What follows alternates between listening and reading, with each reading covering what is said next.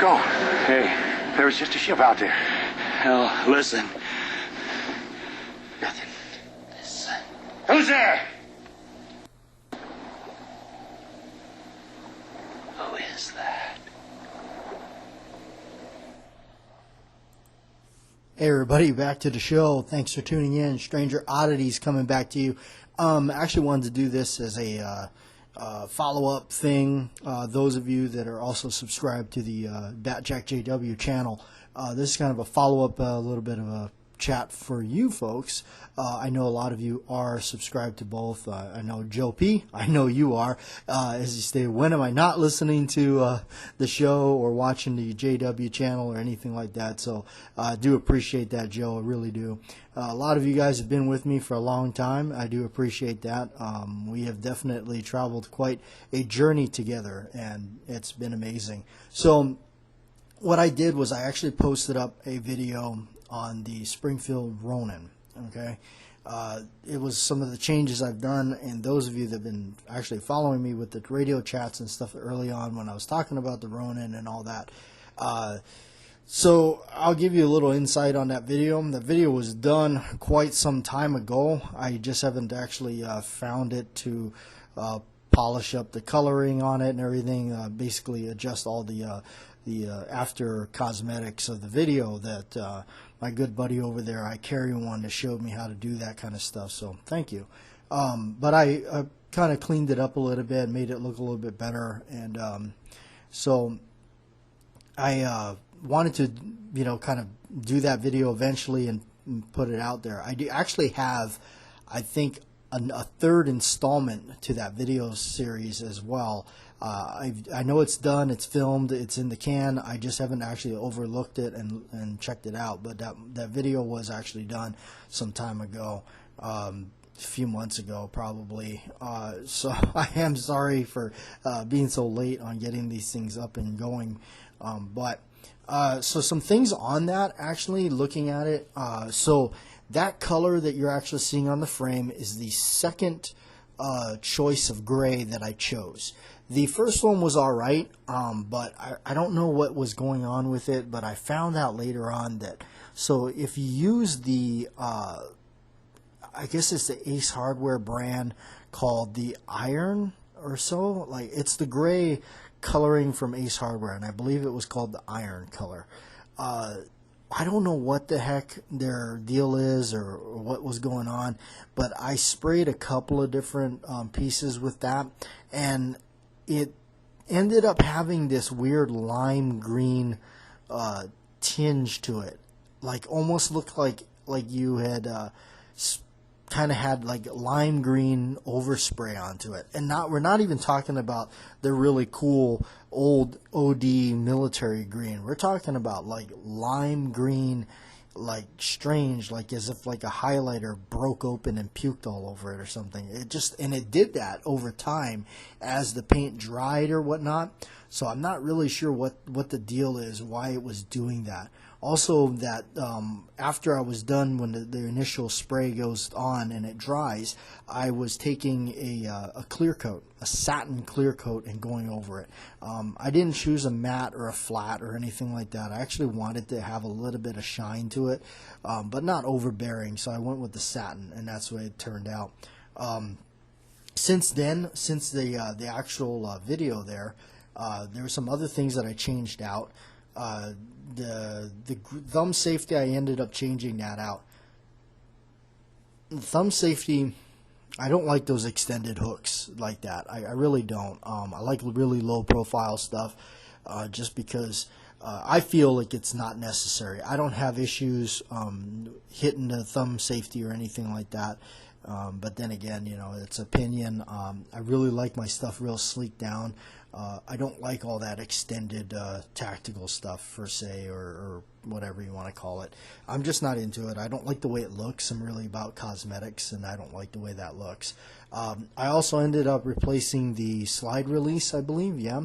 I got a different slide release in there, just a standard Parkerized checkered one. And I think also I did it in gray, and also did the grip safety, the beaver tail, whatever.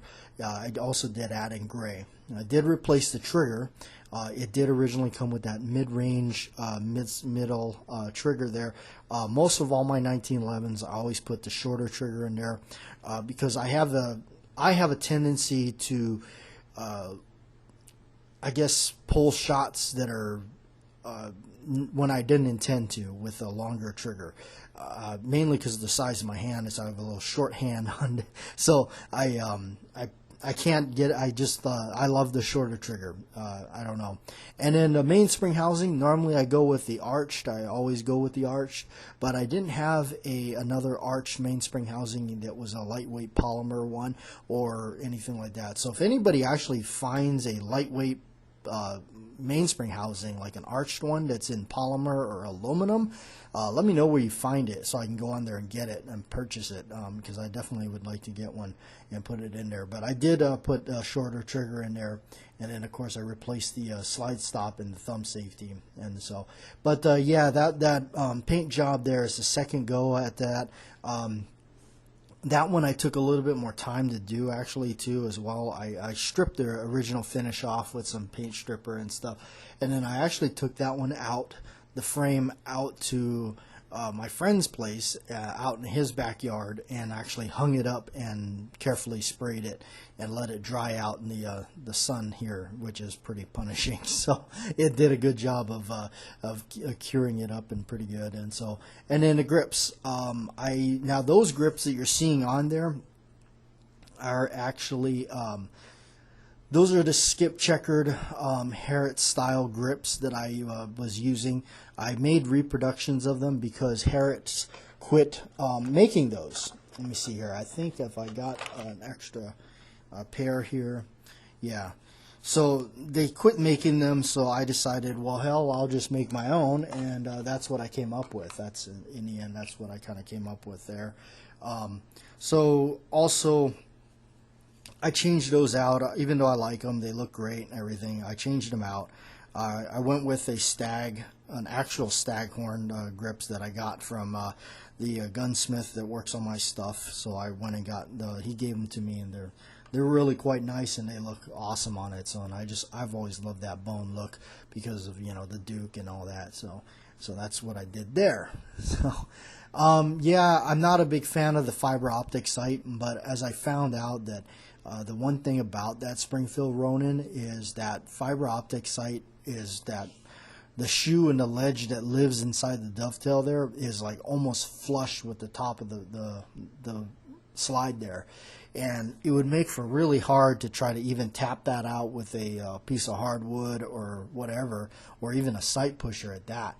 I did take that to a gunsmith to check it out, and we were going to switch it out for the Wilson Combat Gold Bead front sight, but ended up just saying, oh, you know what, better not mess with this, and we'll just leave it as it is. I'm not a fan of the fiber optic sights, mainly because they are fragile. They will break over time, especially that area of the firearm. It's heating up. Especially if you're running it, a lot of rounds, it's going to heat it up, cool down, heat it up, cool down. Or if you live like where I live, out in the middle of the desert, especially if it's a hot summer day and you're outside shooting, not only the heat, but also the course of firing and everything. So it heats it up, cools it down. And I think that, my opinion, I mean, I could totally be wrong, but I would guess that that's probably not that good for that little piece of plastic. So I would love to get get it replaced, but I think I'll just live with it for now.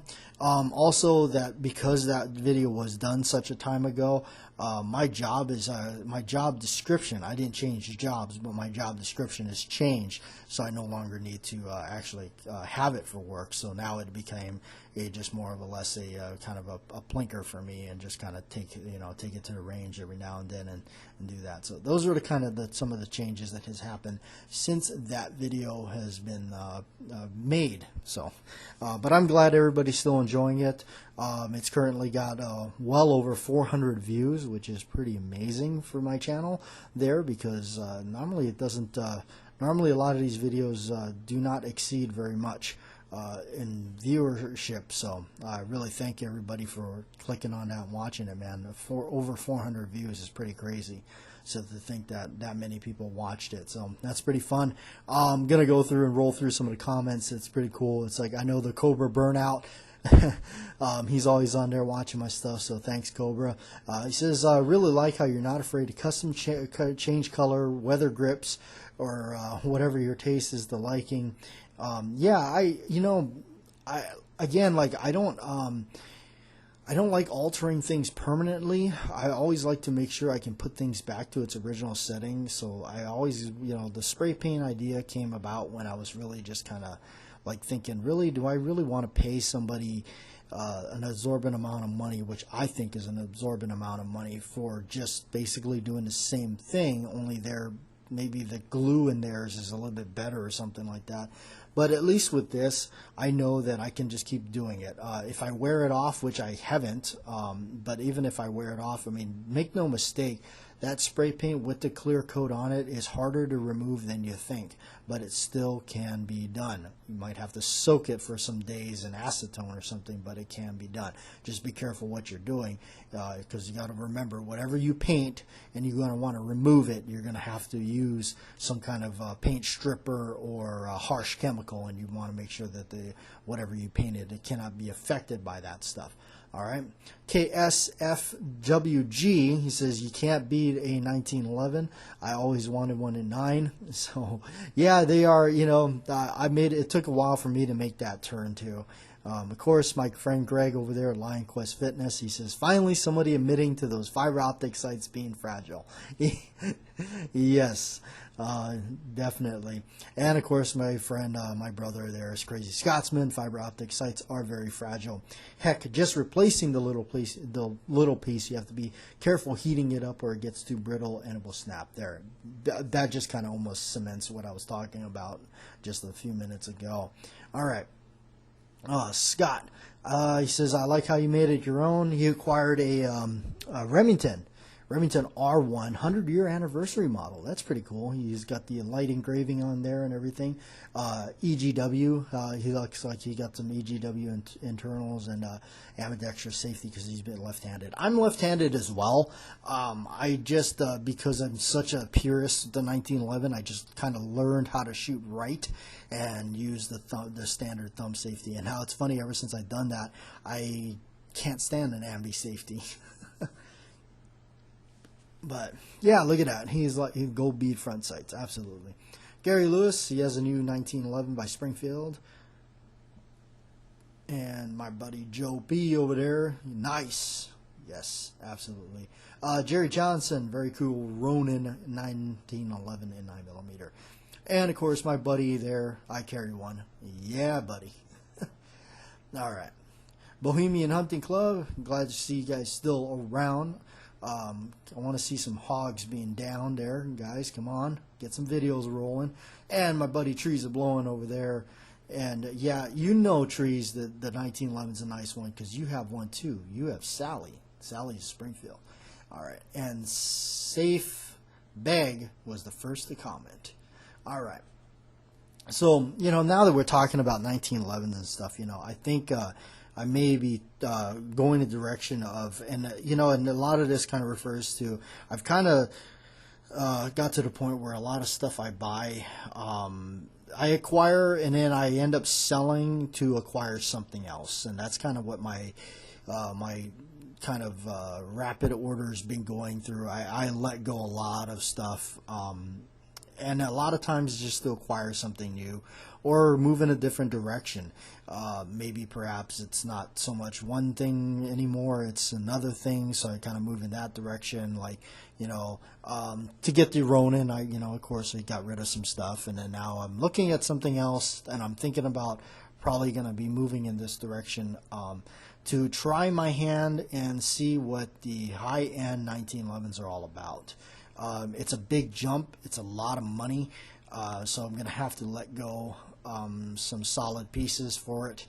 But I think in the end, to have something that I possibly will enjoy, at the range, and both just having it. Yeah, it's so cool because they are pretty nice. And of course, I've been watching a lot of videos, different stuff on them, and yeah, I think I might have to try my hand in that. We'll see how that goes.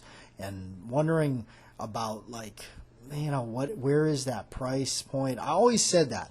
Even all the way back through the early days of the channel, I always thought, I never really wanted to bash it because I tried not to, and I hope I didn't, go too hard on them back in the day. But I always had this, I'm telling you the truth, I always had this in my mind. I said, I definitely wouldn't mind being shown or just picking up one and saying, look, now I can see where all the money goes and why. A lot of times you got to remember too, when they're machining these parts, machining them out of blocks of steel and everything, that is like, that's the way they used to be made. That's the way they used to be made many moons ago.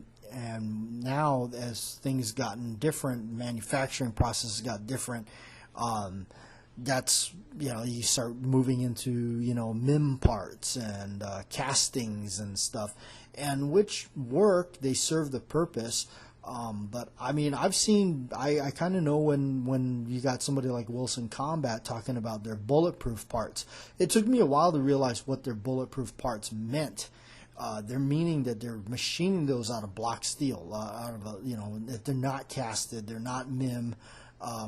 Where I've seen cast parts snap and break. I've broken personally a thumb safety right off a 1911 by a brand I don't really want to do. I don't want to mention. I'm not here to bash other brands or anything like that. But I have done that personally. I've snapped the thumb safety right off by just actuating it, not even wrenching on it or anything like that. So I kind of understand where that is. You can see inside when the metal breaks, you can see it's kind of inferior. So Wilson, they've done it out of one piece of steel.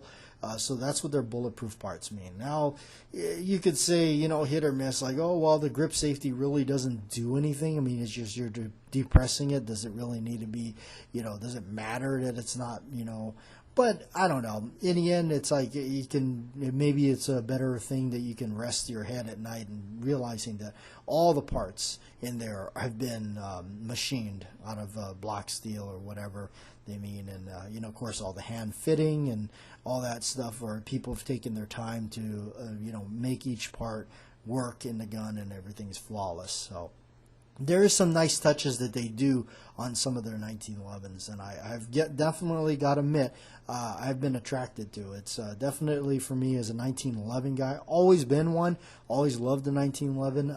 It's just for the first time in my life I have the access to them and the ability to move ahead with some of them versus back where I was on the island.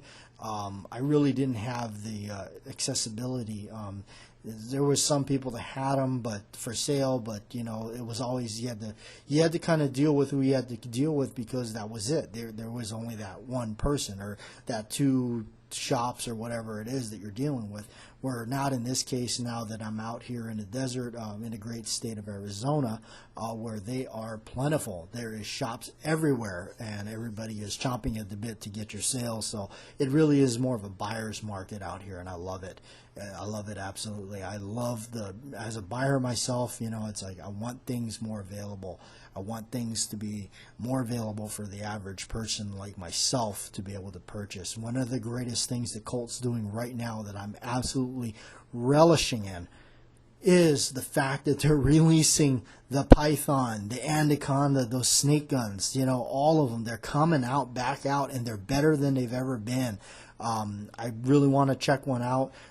It really has now given that market to where, okay, fine, if that super duper collector that's got some deep pockets, he wants to pay $3, $5, $6, $7 grand for one, that's all in the box, great, fine, fantastic, but I think now the vast majority of us, the fact that, and I'm not saying that $1,500 is cheap, but of the ability to pretty much pick one up for that kind of price and actually take it to the range, shoot it, and enjoy it for what it is, for what we wanted it to be, I think is absolutely amazing. And rest assured that the royal blue finish will come. I believe they will do that with the Pythons and stuff eventually here, because I've already got a 1911 that's like that. And it's just only a matter of time before they move on with the Pythons in that direction. I hope that they continue in that. One of the other things I really wish they would have made more of or continued making them is the World War I and World War II reproduction 1911s. Who better than to do it than the Colt themselves? They should just jump back on there and reproduce those. It doesn't take much difference to do those than they're doing the standard government model series. They should just keep it. Go back and do it just like they did. They had that 2009. There was a short, limited run. I could be wrong, but I heard it was like 4,000 pistols of the World War I reproduction gun. Now, this is not to get confused with the Tier 3 Happy Birthday gun. At least that's what I call it, the anniversary gun, where it says, 1911 to 2011, all that stuff on it, which is fantastic. I mean, if I saw one, it was a low price, I had the money to burn, I'd probably pick it up.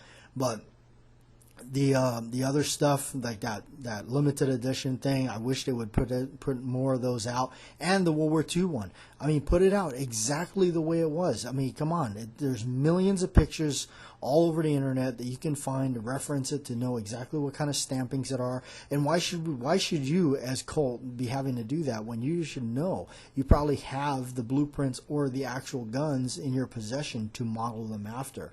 I wish they would do that and quit not doing them exactly to the T the way they were. Do them exactly the way they were, and you guys can do it. I wish they would do that, so that a lot of these gun shows and these shops that charge people arms and legs for these things is just ridiculous.